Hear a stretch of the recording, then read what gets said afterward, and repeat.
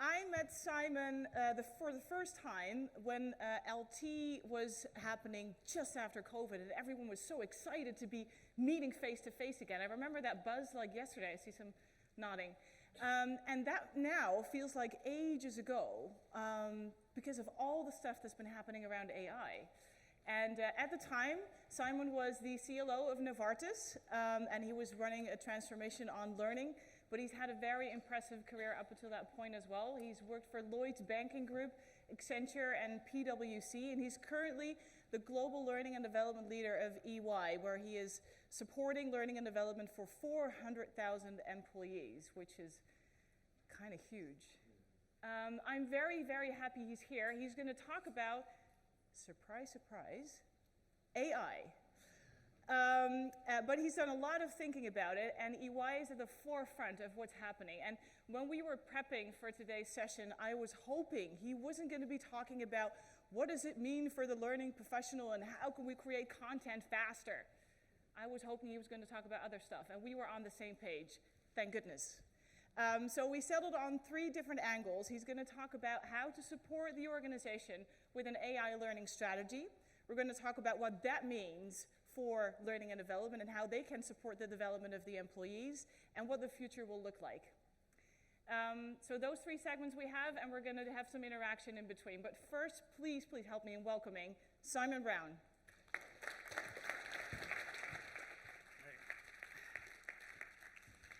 Thank you, Henrietta. So we have some fun in store, I hope, over the next 70 minutes or so.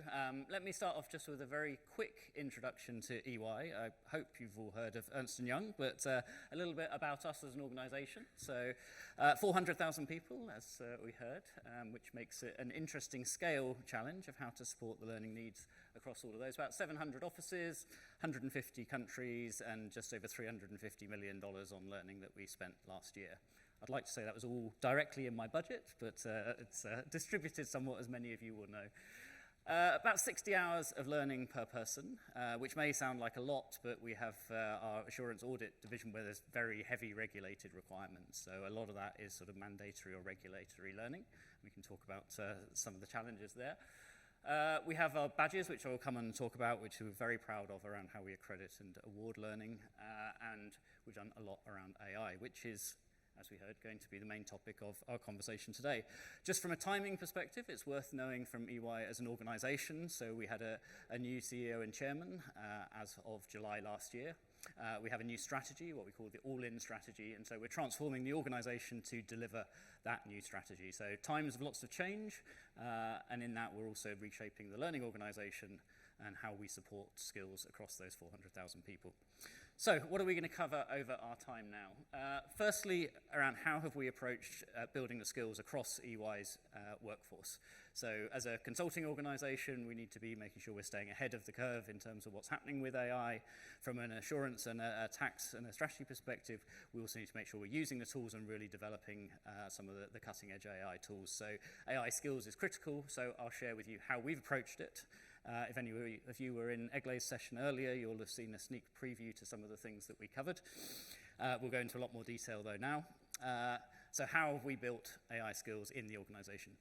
Then from a learning function, how are we using AI within learning? So what are some of the ways that we're approaching it, which does include content development. But then we're going to go on to looking to the future, and I'll share with you a little bit on how I personally am thinking about the future and what the impact of AI may be. I'll share a model that may be helpful to look at, and then just share some ideas of where maybe it might go. And at various points here, we'll stop and have questions and discussion. I don't know all the answers, and so I would love to get some of your thoughts as we go as well. Of is this resonating? You know, what is, what isn't? What are you seeing as well? So first of all, how do you build AI skills across 400,000 people? One of the biggest challenges to the adoption of AI, the research tells us, is around skill building. So the World Economic Forum earlier this year in their Future of Jobs report shared around how a lack of skills to support adoption was the biggest single thing that people cited as being a barrier to adopting AI. Gartner's research, similarly, they had it as the second highest, but a lack of talent or training as being the biggest reason that people aren't adopting AI. And yet, as organizations, we're making big investments in AI tools. So how does AI actually impact how we work, and where is it going to impact? This is a model from Alexia Cambon, who is the head researcher at Microsoft. She looks at what's happened in work over many decades, and what she identified was that work has gone from being synchronous and together, so where we all came into the office and we all worked at the same time together, or we came into a manufacturing plant and we worked all at the same time together, into now work being asynchronous, that it can happen at different times. We can send an email and someone can respond at the middle of night at our time. We can send a Teams message, people can respond at a different time. And with COVID, also going from the office to home, that location is no longer important and time is no longer important, that work has evolved in these two dimensions. She then looked at what will AI mean for work. Any ideas on where AI sits on this model? Everywhere. Yep, everywhere is a good answer. It adds a whole other dimension to how we're going to work. Not only do we work at different times in different locations, but for every element of that, there'll be human work, and then there'll be AI-related work. And with that in mind, we need to make sure we're then building those skills. Within EY, we had our Work Reimagined survey that we did last year to look at how people are seeing the impact of Gen AI across different sectors. And there's a lot of numbers on here, but maybe to call out a few. So the likelihood to use Gen AI in the next 12 months, and this is based on about 17,000 people across nearly 1,600 different organizations. We see some big differences. Geographical differences, so North America, 42% likely to use Gen AI in the next 12 months versus India, nearly 90%. What's that going to mean in terms of efficiency in different parts of the world? We see big impact in industries, so a positive impact on productivity from Gen AI. Health and life sciences, only 10% of people seeing it having a positive impact, versus technology, media, and telecom, 42%. Very interesting is the gender balance in here. So Gen AI having a positive impact on new job opportunities, 13% female, 26% male. And we see quite a big gender gap, the top row as well. Likelihood to use 40% female, 60% male. I think that raises lots of questions for us, particularly as learning, of how do we help to make sure everyone is getting access to the right skills around Gen AI. And then generational. So Gen AI having a positive impact on the company's culture, 8% of baby boomers versus 29% of millennials. Anything else in here that's jumping out as you look at it of things that maybe are surprising or?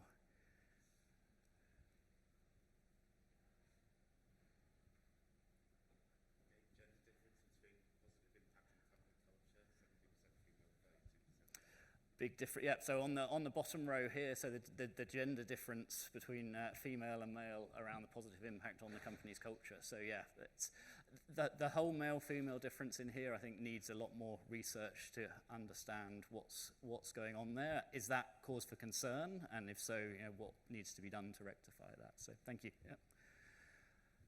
Yeah. And then looking at the barriers to actually transforming organizations around AI as well, we see similar data. So skills gaps is the biggest, skills gaps in the labor market is the biggest challenge to actually transforming our organizations between now and 2030 to adopt AI.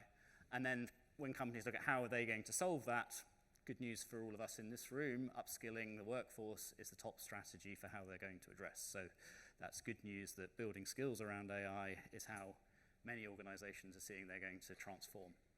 So bringing that back to EY, we're looking at how do we make sure we're building those AI skills across the workforce. We have an AI ambition, which fits with our overall EY ambition to build our next 50 billion of revenue on top of our existing 50 billion. And to do that, we came up with a specific AI learning strategy. So around building an AI-powered and ready workforce that will enable us to deliver against our strategy. And then we broke that down into components, so some key strategic themes. So we recognized how we were doing learning is not going to work for how we need to do it for AI. So firstly, making sure that we're upskilling people with the right skills in order to be able to take advantage of AI. We also saw that our clients are wrestling with the same challenges. So when we're building solutions for internal, why don't we also make those available externally as well, and have this dual purpose of those solutions? And we built what we call our EY AI Academy in order to support that and make those solutions available externally. And then we saw that from a culture perspective, we need to also make sure that the culture is not just around compliance learning, mandatory learning, but actually people are making the time to build those AI skills. And we introduced something called Thrive Time, which creates the space for people to be able to actually commit more time to learning to be able to build out those AI skills. And then, as well as those, specifically from an L&D perspective, we looked at the learning design. If we were building something out in a traditional way, and it took 3 months or 6 months to build a course, in the world of AI, it's going to be out of date before we've even launched it. So we need to have a different way of building content, a different pace for building content, and maybe settle for things being just good enough as opposed to being perfect and getting them out the door so much faster. We need to make sure we had access to the right subject matter expertise. In the past, when we did a lot of work in previous organisation around digital, the hardest piece was getting access to subject experts. It's not dissimilar with AI, and so how do we make sure we got the right knowledge to be able to build that content, and then how do we make sure we give people an exceptional learner experience? So this is specifically AI learning strategy. I'll come on later to our broader learning strategy. And then we segmented our audience. So we looked across all of those people. Not everyone needs the same thing. Some people need an understanding of what is AI. Why is there all the fuss around Gen AI? Some people need to be able to apply their skills, so actually build out skills in Copilot or using our internal EYQ, which is our sort of internal ChatGPT. Then we have people who will be talking to our clients around shaping solutions and selling those solutions. And then we need people to deliver those solutions, having the deep engineering skills to be able to build out those AI solutions. Very, very different levels of learning knowledge, and therefore different levels of learning solution that we need in order to deliver against that. We did that for last year, we're doing that for this year. And then how are we getting on with that? So data is one of the things that is so often missing around learning solutions. So here are some of the completion stats, and I'll come on to some of the other stats later on. But we rolled out an enterprise-wide, what we called AI Now, explaining what generative AI is, why all the fuss around it, why we need to pay attention to it. That went out to the whole organization as a voluntary program. We're now at 86% completion of that, 340,000 people that have worked their way through that. It's the most undertaken voluntary learning that we've ever had. We rolled out a sequel to that, AI Now 2. I'll come on to some of the content of that in a minute, but that's now, as of a couple of weeks ago, 132,000 completions that we're seeing there as well. And we actually used AI within the course, which I will talk about. To the piece of we need to get content out quickly, we created what we called Inside AI, which is a webcast series. That was, a video podcast series. That's got up to now 62,000 views. And then we have our AI badges, which is how we accredit people for AI. Let me come on to some of these in a bit more detail. One of the big pieces we also wanted to do was make sure that our exec team was focusing on learning as well. Ethan Mollick, if you don't follow, I would recommend following. He's a Wharton professor who does a lot of research around the intersect of AI and learning. And he talks around the firms that he's talked to. One of the biggest things is around AI adoption is whether the exec team actually experiments with AI to get work done themselves. And maybe just out of interest as a show of hands in here in terms of AI usage, who's used AI in the last hour? In the last day? In the last week? That's probably everyone, I think. So given the topic of this conference, I would hope that everyone is playing with it on a very regular basis. But interestingly, a lot of exec teams, it seems that while everyone's talking about it, maybe people aren't getting hands-on and actually playing with it and understanding it. And Ethan's point was where people do actually get hands-on and play, they suddenly realize the impact that it's going to have, and therefore the change strategy is much more successful. As part of that, we've created a Global Exec AI Learning Academy. So this is for our CEO and exec team. So they have curated content from sessions that we run for them. We also then have our AI Academy, which I was referencing earlier, which is where a lot of our AI learning content is then made available to people as well. some of those solutions then, so getting the knowledge out very, very quickly. One of the things we did around that was this Inside AI video podcast. Every few weeks we record about a 30-minute video podcast, goes through 3 of the top topics within AI. You see some of the session examples here, whether that's DeepSeek, whether that's AI agents, whether that's privacy and copyright, going into what the latest AI news is. Done at 2 levels, so one at a generalist level for people who don't have a deep understanding of AI, and then we record a second one that's much deeper, much more technologically for those who are technologically savvy. So very, very quick to produce. We can get it out to everyone, get the information out to the whole organization very, very quickly. For those who need a much deeper understanding, so in our different segmentation, those who are designing or selling AI solutions, we ran a series of boot camps. This one was 4 days that we did across 8 different hubs. We were doing them, bringing everyone together in one hub. It just wasn't scalable enough. So here we brought everyone into their local offices, connected up 8 different offices across Asia, and then ran simultaneous sessions where people worked together in their account teams, discuss how AI would benefit their clients, but had the benefit of then speakers that were put across all of the rooms at once, or questions that could be managed across all the rooms. So a way to scale the solution while not having everyone travel more than just to their local office. And we've ran these in various different ways. We ran one in London just before Christmas, and have ones planned in various other locations around the world as well. Then we have the badges. This is probably the single biggest piece, I would say, that has driven adoption of AI skills. Our EY badges in general are focused around future skills, and we have different accreditations, and ultimately those can roll up into a company-paid tech MBA. But we created 3 different topics for AI: applied AI, responsible AI, and AI engineering, a bronze, silver, gold badge in each of those. It's around undertaking the learning, but that's not enough. You then need to demonstrate how you're applying the learning. So to get the badge, it's both the learning process, but then the application of that learning, and then you get the badge. And this has been a phenomenal uptake. So I think we're at about 65,000 badges that have been completed and about 60,000 that are underway. So by putting an accreditation on it, people post those on LinkedIn, stick them in their email footers, it gives a structured learning path, and the application of it then gets you the badge. So this has been hugely, hugely powerful in the uptake. We've then done specific AI focus on different workforces. So again, recognizing not everyone needs the same content. So for our consulting workforce, we came up with a curricula for the consulting workforce of curated learning that they would need for different aspects of their role there. We had senior leadership sponsorship. So Errol here in the video is the consulting global leader. So he was sharing why it's so important and championing it to help with the uptake of it. That was something we rolled out a month or 2 ago. And then behind that, we've got a whole load of stats and dashboards and things so we can track where that goes. And then more recently, one of the new areas that we're focusing on, which has been the talk of some of the sessions so far, AI agents. So actually building out learning to help people create their own AI agents. And here we put people through 2 weeks worth of learning. We actually took someone who didn't have technical skills, so we took a cohort of people who were experts in their area. An example was deep tax experts.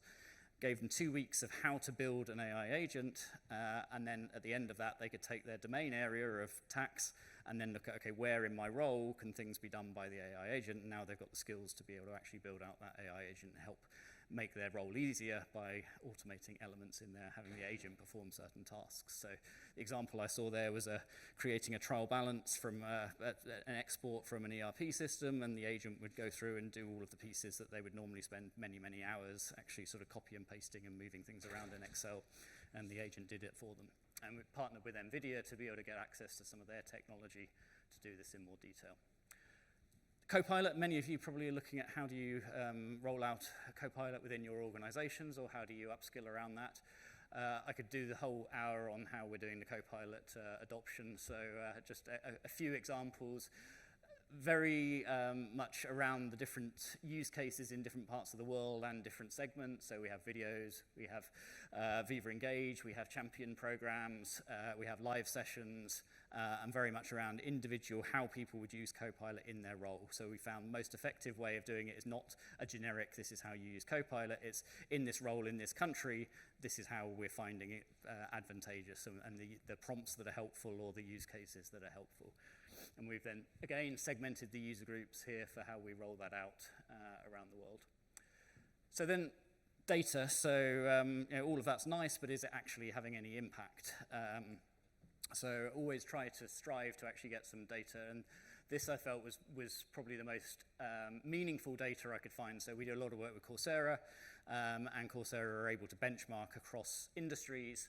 So what we're seeing here on the left-hand chart is the AI skills across proficiency level of intermediate, advanced, beginner, etc., across consulting and professional services firms.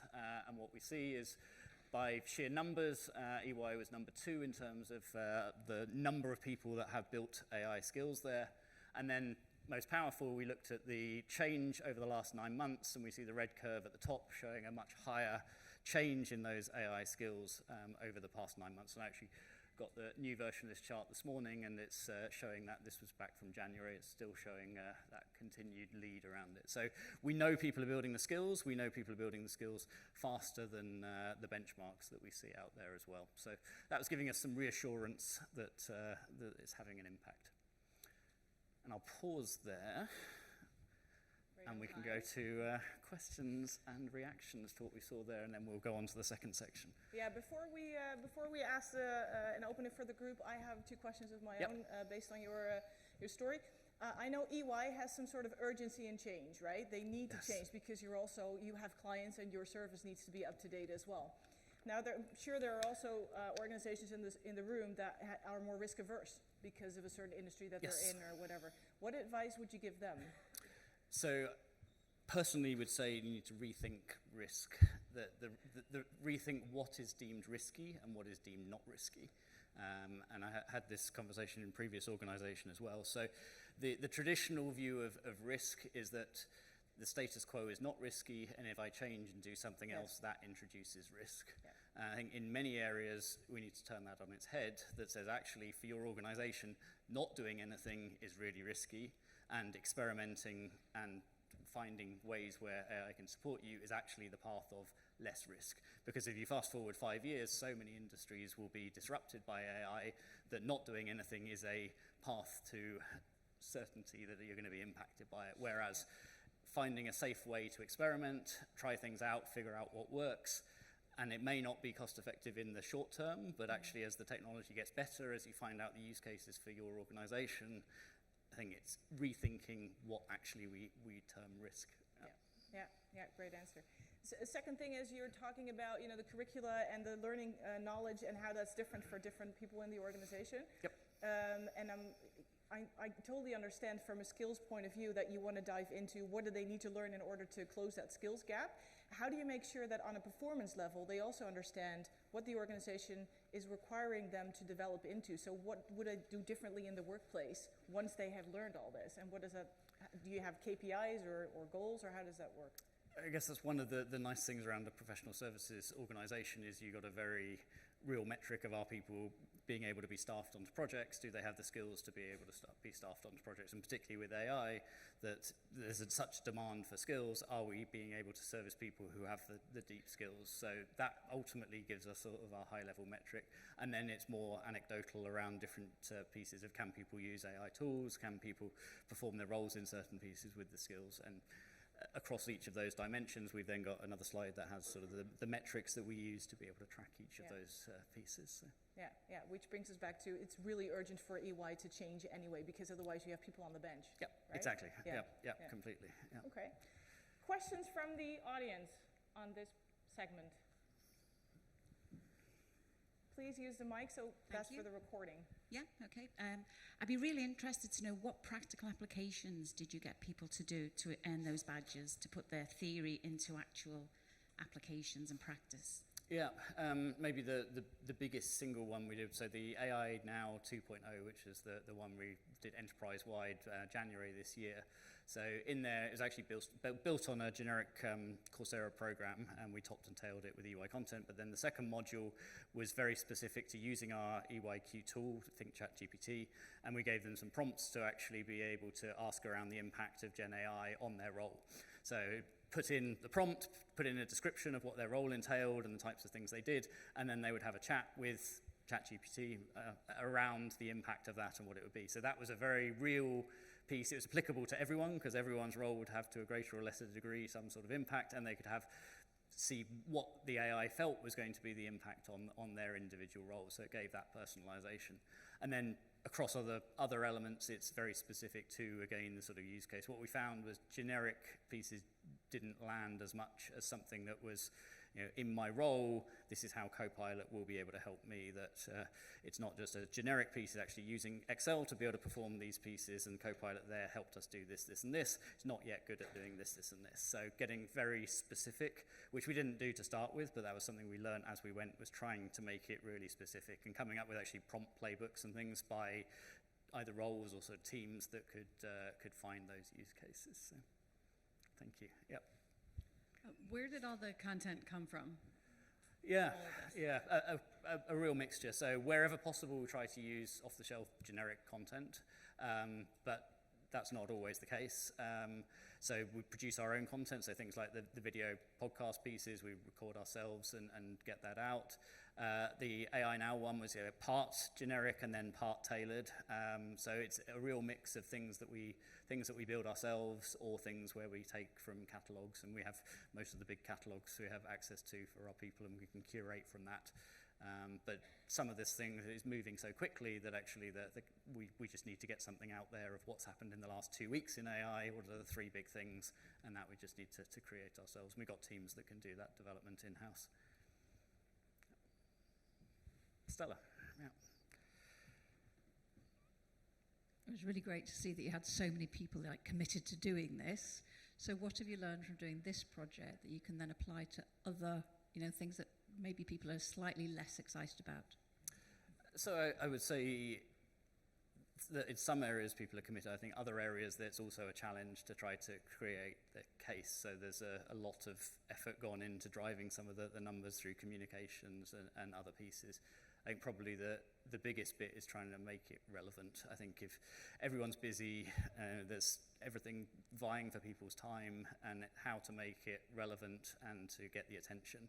One of the things that we are working on at the moment is trying to have a sort of leader cascade, and this is based on the way that Microsoft does their change management around Copilot. Is sort of the leaders talk about how they are using it day to day and ask their teams how they're doing it, and that creates a sort of cascade of actually giving visibility to how AI is used day to day, given the permission, I guess, by the leaders sort of asking about it. And so that using that sort of leader-driven cascade to be able to create the focus on it and the impetus on it and the discussion around it is one that we're looking to further adopt, having found that as one that's quite successful. So, yeah. Final question. Hi, Simon. Thank you so much for the presentation. You did mention that you have got the teams to do some of this. Yes. And I wondered whether you would be able to share some details in terms of the numbers. How much did it take you in terms of resources, whether that's FTEs, whether that's extra resources in terms of finance, Coursera's and other vendors that you've used to build to get where you are right now, just for us to get a slightly relevant idea of what does it take to start building it. Thank you.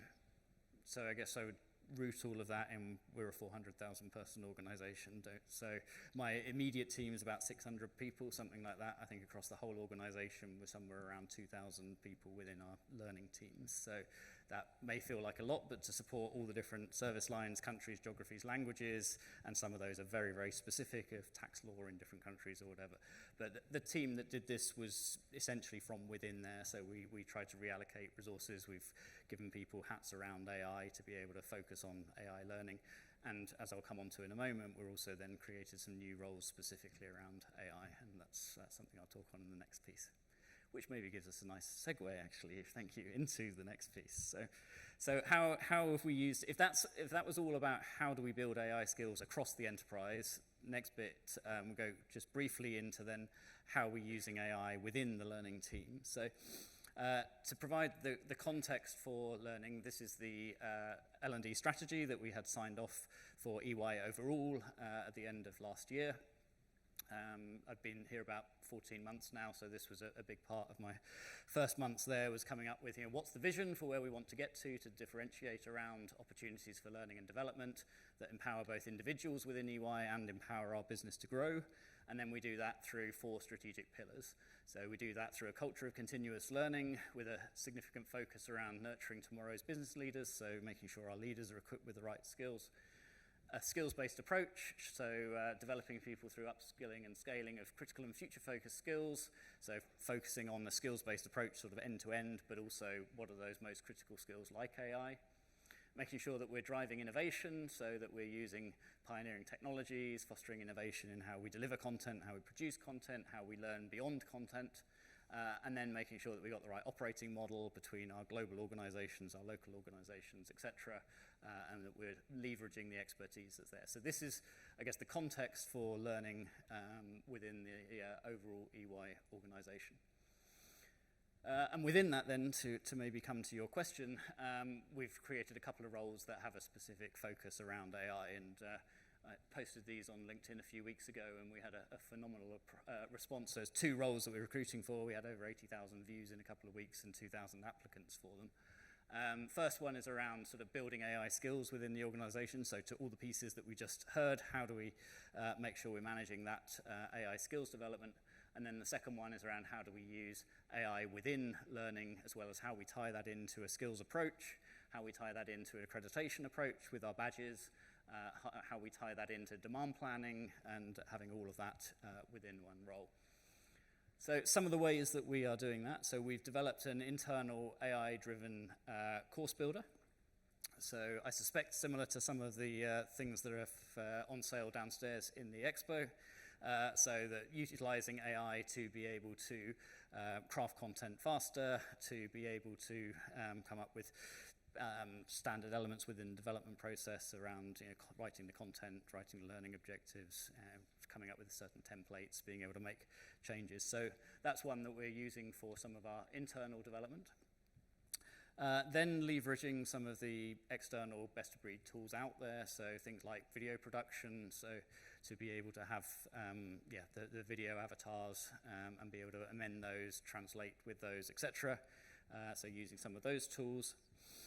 Looking at coaches, so coaches in several different formats. So some of these come with our catalogs, so the likes of a Coursera coach, where when going through the content, you can then have a coach that you can interact with, and if you're not sure of anything, it can help guide and coach you through that. If you need summaries of pieces, bits you're not understanding. Also custom scenarios with things like Skillsoft's Casey, so that's again a sort of AI avatar coach, but you can set up scenarios unique to us, so we create EY scenarios within that, and then you can interact with that voice to voice through that. Specific prompting then around how to use our internal EYQ skills. So many of the learning team have been through our applied AI badge, and as part of that, they were coming up with prompts that would be helpful to them in their day-to-day. And then we've got ways we're sharing those prompts across the learning teams so that people can take advantage of prompts that others have built, or prompts that are valuable that people can use. We also have more broadly a prompt buddy way of sharing across the enterprise as well, where people can share prompts that they've found useful. We've been building out an internal role-playing tool where we can actually create a role-play from documents within the firewall. So we can upload a document to for a role-play and then create characters. So I want to role-play a conversation with a CFO and a CHRO and the CEO. Here's some documents I can upload, and I can then role-play with those characters, and each of them will play specific characters. So being able to create those role-plays, and the user can create those dynamically. That's in proof of concept at the moment. And then making sure we're collaborating with some of the best-of-breed partners as well. So a couple of weeks ago was with Microsoft in Redmond, talking with them around the roadmap of what they're looking at with Copilot and Viva Learning, which we're piloting at the moment. So rather than do all of the work ourselves, how to also partner with some of the leading providers out there to make sure we're understanding those roadmaps, and that we're not developing something that's going to be standard within the next iteration of the tool or whatever as well, and that we're wasting time there. And then coming on to agents, which is still within learning fairly new, but we're looking at how can we also be building out agents within the learning team to be performing certain tasks. an example of where this is going, had lunch with Max Wesson, who's the CEO of Degreed, the other day, and he was talking around how they're using AI agents for a content development perspective. He described how they have 25 different agents, and those 25 agents work together to go through a 300-step process to go out, research the internet, find content, bring that content back, give that to another agent that does script writing, give that to another agent. Those 25 agents use 7 different large language models, so some might be large language models that produce video, some might be images, some might be text, some might be performing other pieces, and between these 25 agents, they're able to create completely a piece of content with simulations and all sorts of things within it. So that was a very real example in the last couple of weeks of how agents are starting to actually impact on what we're doing. Some examples of what that looks like. So yeah, this is the KC AI coach. This is our internally developed role play one where we can upload. So thoughts and questions on how using AI within the learning teams? Kick us off, Henrietta. I have one question before we get started. So, learning and development already has an issue with performance impact and whether or not the learning activities that we put out there actually make sense and are relevant and are contributing to performance. And when I'm hearing all the different things that are possible, it's not just about content creation, but you're giving them way more learning activities. You're giving the L&D team way more, menus to choose from in order to give people. So how do you make sure that the learning professionals within EY are not using all those opportunities to actually overwhelm the employees even more with learning? So this is something we'll come on in the final section to talk around. So I guess we're looking at how, back to what's the content need, what's the business need, and then what's the best content need. And I think what this allows us to do is create more sophisticated and hopefully more impactful learning, as opposed to defaulting to maybe the way we've always done it in the past. So my hope from this is that we're going to be able to create things that are richer and therefore more impactful, actually having more of a result, more of a behavior change as a result of it. Problem is at the moment there's a time where we need to get up to speed with using these tools. Maybe the tools are still in their infancy, and so there's a sort of balancing. We're not necessarily yet seeing all of the efficiency or improvement in terms of output of content because we're still in that sort of intermediate stage. So I think it's one where we need to manage that carefully and manage expectations carefully in the middle. Yeah. And keep reflecting as a team, are we still doing the right things? Yeah, and are these the right tools? As new things get released, as models get upgraded, maybe some of these tools gets replaced by generic models, maybe new things become possible, maybe there's new ways that people are learning, maybe through co-pilots and other pieces which we'll talk about. So Thank you. Question from the Okay, group. Hi, can you go back to the list with the different AI? This one? That one. How do you prioritize what's most important, and how do you then source to deliver against those priorities? And I have one more question after that. So more broadly around prioritization, so we have a set of learning business partners. They face off to different parts of the business, and under them more business partners that face off to sort of subparts, and through that we'll prioritize what are the key business strategy for different parts of the business next year, and then where do we need to be building out content or solutions or whatever that may look like. So that's sort of the front end, working with the business, what's needed. Then we bring that into the learning organization, and it's okay, what's the best way that we can deliver against that? Is that content? Is that other solutions? And then what's the best way to go around creating those? And so we have a design and development team, we have a deployment team, and within the design and development team, they're first and foremost sort of testing out some of these and experimenting with some of these to see what will work where, and then separately as an innovation team that's sort of scanning more broadly of things we need to be putting in there to test out. So. But my point is that some of the innovation may not be readily available or be too costly, right? So how do you then pair that to need? So you may identify that, for example, the last point there on agents is the most important one and, most effective way of servicing those needs, but that's still in development. So what's the thinking there? Experimentation, I would say, is the main piece at the moment. So experimentation within the constraints of the budgets that we have and that we can prioritize against it. But I think there's a general piece of we don't know which of these will be the ones that will produce the most in the future, and so as with so much of this, it's an experiment, see what works, see what lands well, see what has the greatest impact, And then if we find things that are working, then double down on that. If we find things that aren't working, and we've piloted other things that we felt have not been either cost effective or not had the impact that we wanted, we stop those and then try with other pieces. So as a general piece on how I'm sort of looking at that we navigate AI, it's very much a sort of experiment with pieces and then quickly sort of decide where we're getting the impact. I don't know if that... Is there still any human intervention, like coaching, for example,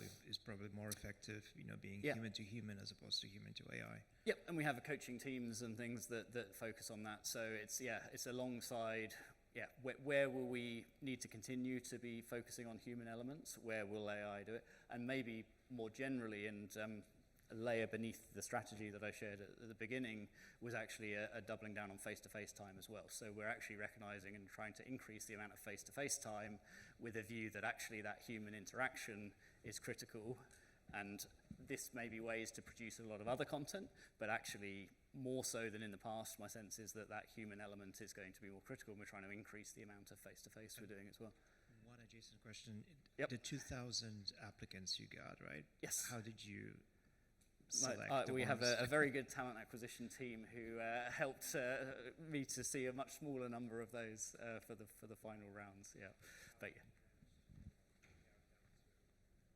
We're still working through that process, but there were criteria against the job advert, and that we can have a side conversation on that one. Okay. Yep. Caroline. Yep. Hi, Simon. So I love your list here in terms of AI within learning. We all know from attending the conference this year and last year that AI is going to fundamentally change our role in L&D. Yes. So 2 to 5 years out, we've worked in Lloyds Banking Group together. Yep. I think we can all see that knowledge management, agentic AI is going to really take out the tactical change aspects of our role, and that will just not be needed any longer. So what have you considered in terms of what the learning proposition will be for us as a function in the next 2 to 5 years? Yep. I think that's probably the most important question for all of us. If I may, I will hold that because the final 4 or 5 slides is exactly an answer to that one. I've put some thoughts of where I think it might be going. Maybe we pick that one up at the end if I haven't answered it in those. Yeah. Hello. You mentioned that you do some kind of experimenting when you find out what would be the next things that you want to do. Can you give a few more details on how do you have to imagine these kind of experiments? Yeah. So examples was one recently where we were looking at a solution around AI skills development over sort of 3 or 4 week piece. We chose a couple of cohorts, about 150 people per cohort. We put them through that program over 3 or 4 weeks. We evaluated their feedback afterwards, and then we looked at that from a sort of cost-benefit analysis based on the feedback and based on what we saw in the future. And for that one, we decided actually we wouldn't continue on with that one.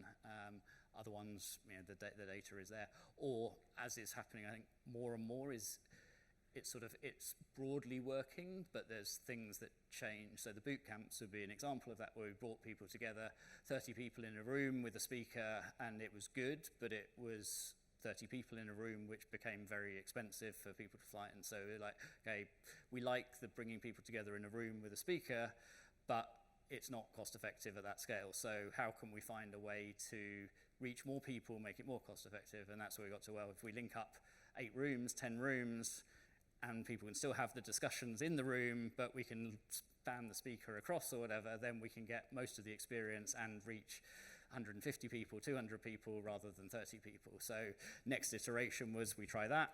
Some things worked, some things didn't, and each time it's sort of, okay, let's reevaluate what's working, what's the need going forward, and we sort of iterate, I guess, as we go. So I think that's probably going to be a model on a lot of this. I mean, even the video podcast piece, we're saying, okay, we've done 7 or 8 episodes now. Do we need to change the format a bit? What can we improve on it? And constantly, I guess, reassessing of is it the best it can be for what we're trying to achieve. Yeah. I think we have one more question here. Stefan. Hi, Simon. I'm glad you're still hiring a few humans. Yes. As you know, I'm interested in agents and synthetic workforces. So beyond content development, where else in the L&D world do you see the opportunity for agentic AI? what are some of the other classic L&D roles where you might experiment, or maybe you have some thoughts or plans? Yeah, I think there's a lot, maybe not, so content development will be one, but I think there's a lot of admin things around that, from whether that's taking things and getting them into the learning management system, getting them tagged, getting them all the metadata in there, etc. That would be one element where there's a whole load of sort of manual admin. The whole sort of scheduling element of getting right people on the right programs at the right times and things, I think elements of that at the moment could be some of the promising things of where agents are sort of interacting with the real world. Maybe then when we get into sort of booking of venues and other pieces, we'll actually see agents be doing some of that. Towards the end, I'll also cover some... What about the armies of business partners then, particularly in that like 3D world, all those client groups? Yeah, so relationship management roles? it's a great question. I mean, we've been looking at the sort of future structure around the teams, and the business partner role is the area I've most vehemently protected in terms of that's where the human interaction is most important, because so much of it is around relationship, understanding the business, getting access to the right information.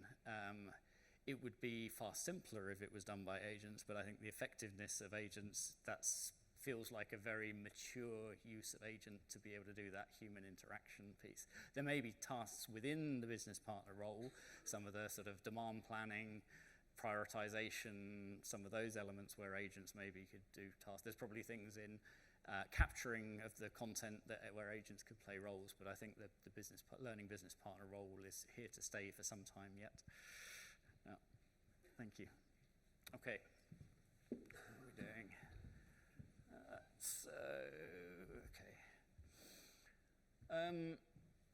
So maybe a little bit then on how personally I'm thinking around AI, and this comes a little bit to the content piece. So some of you will be familiar with the triple loop learning model. This is a sort of a take on that is how personally I'm thinking around what may happen with AI. So firstly, I think is where a lot of organizations are at the moment, which is around optimization, which is how do we deliver the same things as we do today, but we use AI to do it cheaper, faster, better. And this is where a lot of the conversations on content, I think, focus. So our output today is so often content. How can AI help us do cheaper, faster, better content? So it's around optimization, it's around efficiency, not a strong value case. So I would argue we need to go beyond that to ask more of actually what can AI let us deliver that is different to what we're doing today. So this is then sort of harnessing the positive aspects around AI. So video may be expensive today. Well, actually with video avatars, etc., maybe I can get high impact video at a much, much lower cost.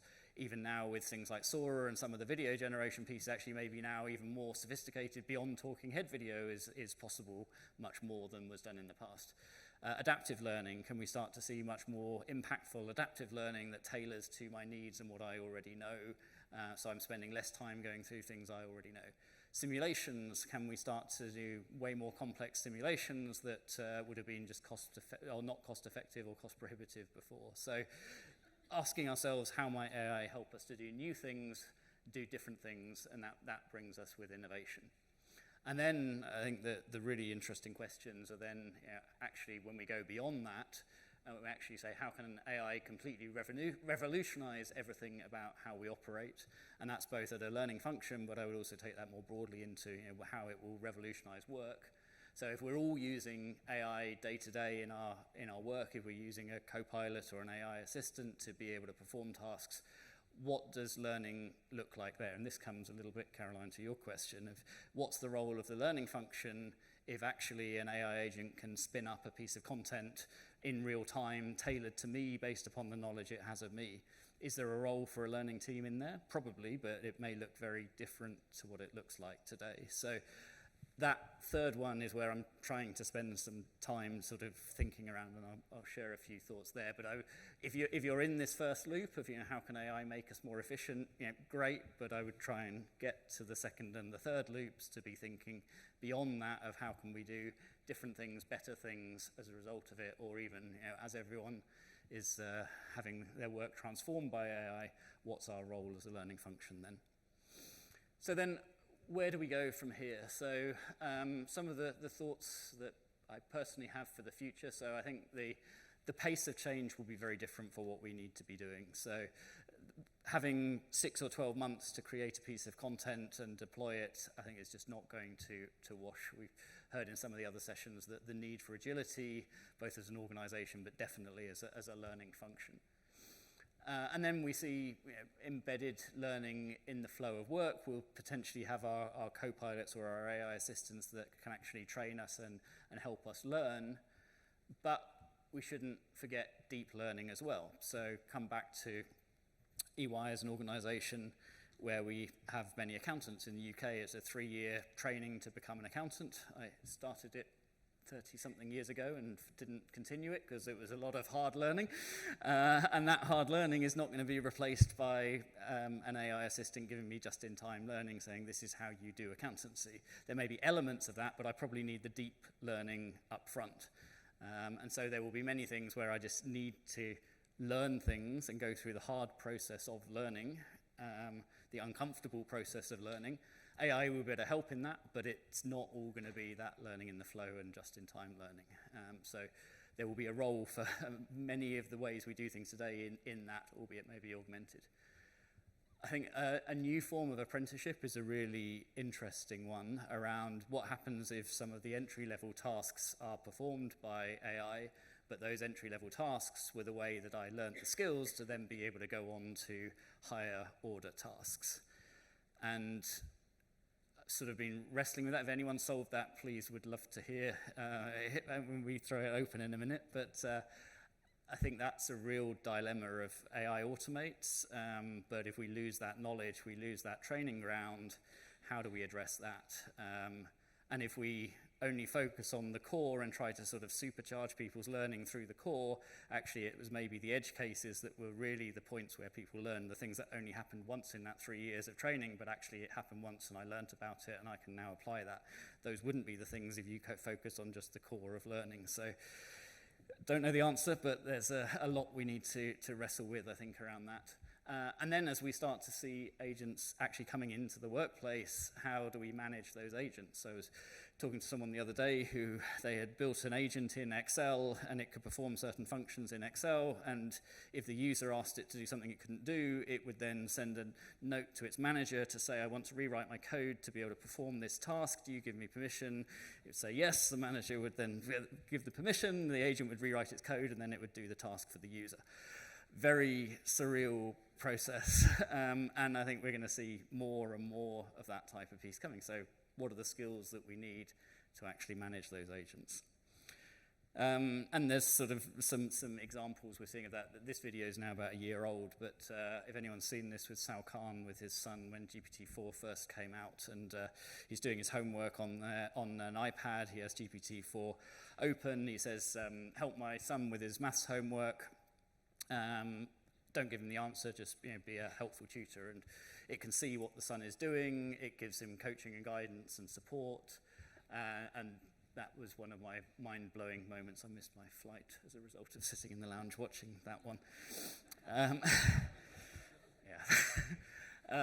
The AI coaches is the one that we were talking about earlier, and then starting to build out agents of what's that going to look like. A couple of weeks ago, there was an update to ChatGPT. Some of you may have seen this, where they introduced text into images in a reliable way. So AI up until now has been useless at generating text in images. This was another of my mind-blowing moments when I played around with this. So I just had heard there'd been an upgrade. I put in this prompt of research for the learning offering from EY, create an infographic, make it branded, and put the appropriate supporting image. And that was its first response from that single prompt. So it went to the web, It researched what's on our websites. It came up with all of the things that were on the website. It came up with the branding. It came up with the infographic. And in less than a minute, it had that. And it's not perfect, so it cut off the bottom down here a little bit. And it got some sort of joined the words together a little bit. But it took a minute. And it did the research to find it. And then I was at an event in the US, and someone was talking about how they were doing stuff through comic book style. So I said, make it comic book style. So it took the same piece, single prompt, made it comic book style. And bring that back into us as content creators, if we can get that sort of imagery now from a single prompt from the model, and the model is the worst it's ever going to be today, it's just going to get better and better and better. We need to be thinking, what's going to be the impact on our roles as a result of this. I carried on playing, so come up with 10 killer use cases for this new text and image piece. And again, I think it took a couple of prompts, but it came up with that poster, which was pretty detailed. And again, it's not perfect. There's, I think, somewhere a few errors in it, but a detailed infographic for how it could be applied, and then put it to marketing, so come up with a LinkedIn marketing piece for my book, and it changed this. This doesn't say anything. It got our names wrong, but from a distance, it looks very very good that I could have gone, and that's getting back to we need to check stuff because actually it doesn't always get it right. This one of a few days ago, so I think it was last week, Ethan Mollick that I mentioned earlier posted around a new AI tool that had agents built in. So in my lunch hour where I was going through, I think, reading the news, I saw this post. I thought, let me download the app. So on my personal phone, downloaded the app. It's using a cool tool, a Chinese tool, I think, called Manus. So probably now all my detail is going off wherever. But I gave it a prompt to come up with a 5-minute interactive module on AI agents. And it came up with this. It had drag and drop. It had interaction. I think I gave it some prompts around make sure it's got good instructional design and things. This was interactive, drag the topics down. It had reflection questions in there. The bar across the top as it goes through was a completion bar that it added into it. And then it came up with a certificate at the end as well. And it did that in 20 minutes while I was reading the news and eating my lunch. And the QR code is to the course that it created. And it wasn't perfect. Kept telling it to put images in, and it didn't. I told it to embed a video, and it put a placeholder for a video. But this is a off-the-shelf tool. This isn't a specialist learning tool. This is just a off-the-shelf large language model with agents. I'm sure downstairs there are people who are building on top of this with very specialist learning use cases, but out of the box without anything other than a 20, 30-word prompt. That was another mind-blowing piece. So where do we go from here? I've got a few thoughts. These may prove to be totally wrong, but this is sort of my thinking on where we might be at the moment. So first one is a content tsunami. So if we go through that first loop where it's cheaper, faster, better to build more content, and we see the output as being more content, then if we make it easy to create content, what are we going to do? We're going to go away and create loads and loads and loads of content. And if we don't think about that in the quality of it, if we don't proof check things because we've seen how it makes spelling mistakes and there may be fact errors in there, etc., then we're just going to end up with a proliferation of really poor quality content, which means people then won't trust content, and things go downhill from there. So this is starting to happen already. We need to avoid that happening, I think. I think that's one of our roles as a learning function, is to stop that from happening, that we just end up with loads and loads of poor quality content. My hope would be we actually go to what I call the learning renaissance. So this would be where we don't focus on the quantity, but we actually focus on the quality. So when we're in the second loop there of how can we do things better, how can we make things more impactful, that AI will help us in better understanding a business need. AI will help us in creating far more impactful content. It will maybe help us get insight around how that content is landing. It will help us understand the skills that people have in much more detail. It will allow us to have greater personalization, and we end up with this great learning renaissance where learning is way more impactful and more focused, and actually people value the content they get. That's, I hope, not too optimistic, and hopefully in the not too distant future we end up there. After that, maybe we end up with the real-time AI curator. So if we're all starting to use AI co-pilots or AI assistants, then those assistants get to know us. They get to know the skills that we have. I haven't heard it mentioned here today, but Microsoft announced last night new skills inference within, it's either in Viva Learning or in Copilot, but they will basically be able to do skills inference from the Microsoft knowledge graph that sits underneath everything we do in Microsoft. And the early indications are it's about 85% accurate on the skills that you have. So imagine, switch it on, subject to data privacy, 24 hours later, your entire organization has its skills mapped. And then use that to drive the learning that people need. That could be hugely transformative. We then need to understand our content at the same level of granularity as we would then understand our skills, but that's a whole other piece. So yeah, if we have an AI curator, it knows what we're doing, and it can curate little nuggets of learning from the content catalog to give me just what I need at the time that I need it, personalized based upon all the information it knows. And then getting to that final loop, where might it all end up? Sort of called this the learning convergence. So where if I have an AI coach that is understanding what I'm doing, giving me coaching support, guidance, access to learning, maybe that learning is no longer content, maybe that learning is now learnt by the AI, and it's just creating dynamically what I need in whatever format I need it at the point that I need it. But also if we look at Copilot, Copilot does the work for me today. So what happens then between work and learning? When am I learning and when am I working? Because the Copilot can do some tasks, and then it can ask me how it wants me to get it to do it, and then it can do it in that way, and then it asks some more questions to help me think about things, so I'm learning, and you work together, converging that sort of work and learning as to where things are going. It's not that far-fetched, I think. We're sort of seeing the signals that all of these pieces are sort of there. Go back to that Degreed example where those 25 agents went and created content. That might take however many minutes, days, hours, whatever today. In principle, that technology will be able to do that instantly, and I'll be able to get totally personalized content instantly and analyze then where can it perform certain steps in there as well. So I think that's an exciting future. And then, Caroline, to your question, what's our role as learning? It's around understanding the skills people have, understanding how those AI agents are trained, understanding what good content looks like, and how do those agents create it in the best possible way, making sure it's coming from trusted sources. So maybe that's a big part of our role. Is today we take subject experts, take the knowledge out of their heads, put it into content. Maybe in the future we put it into AI models rather than into content. Which leaves sort of some final thoughts, and these are not answers, these are questions, I'm afraid.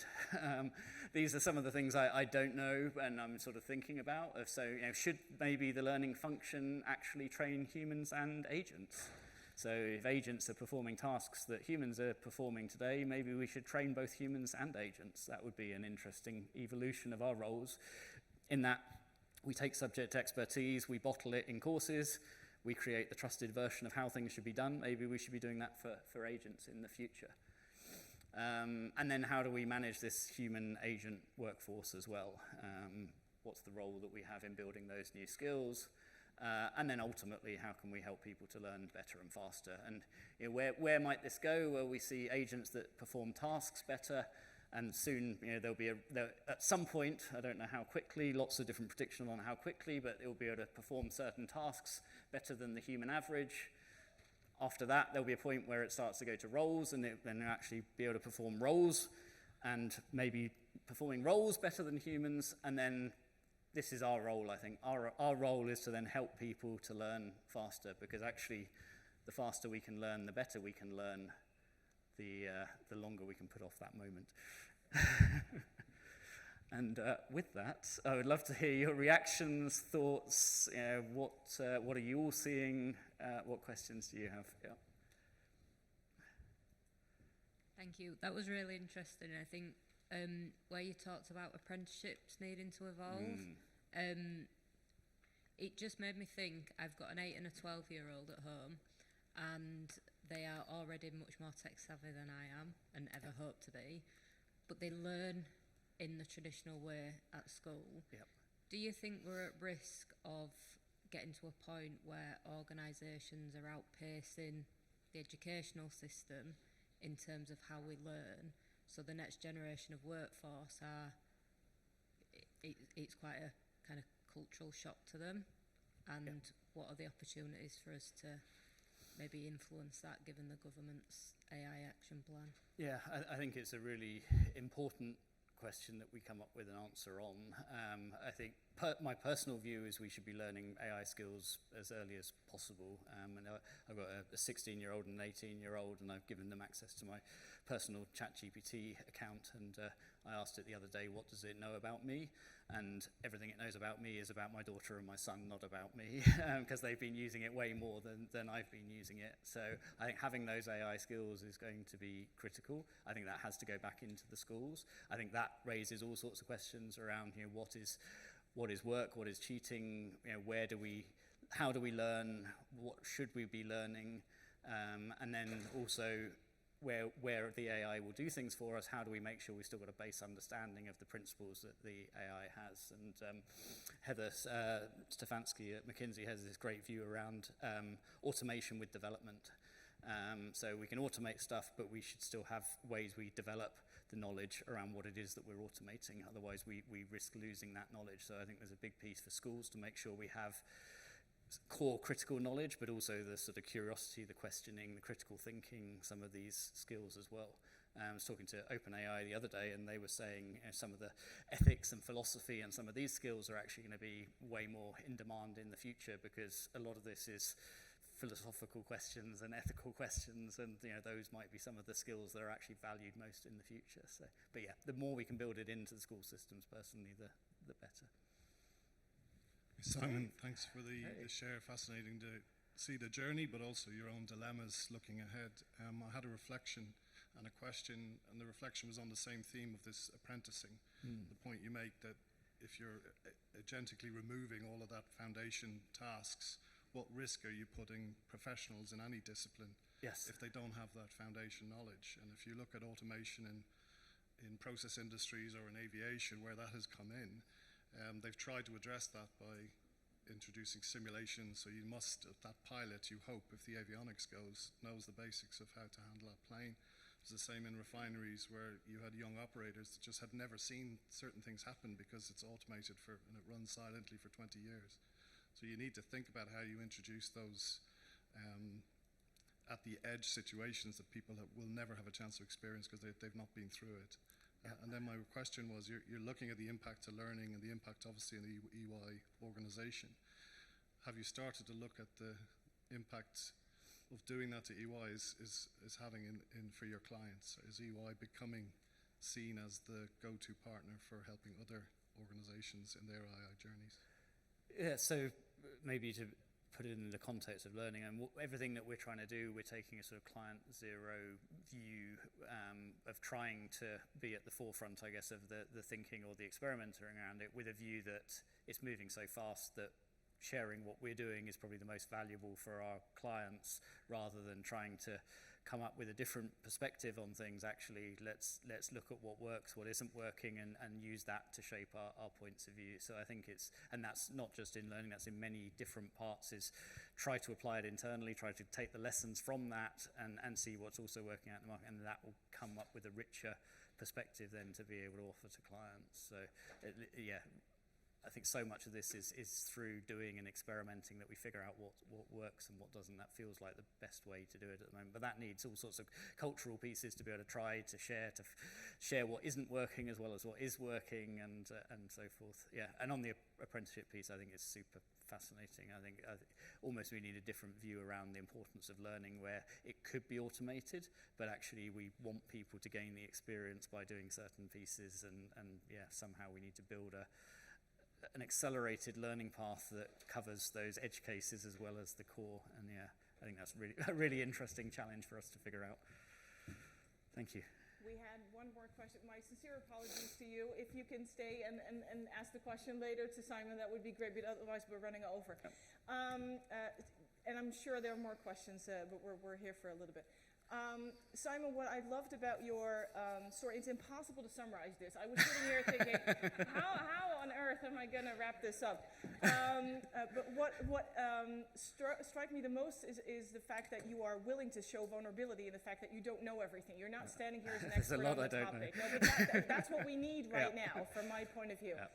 Secondly, you're looking at it from different angles. You're looking at it from a strategical point of view, from an operational point of view. And I think the book, although it was a marketing thing that you did here, I think the word curiosity is the most important thing. So experimenting and curiosity, that's as best that I can do, guys. So thank you so much for this. Thank you.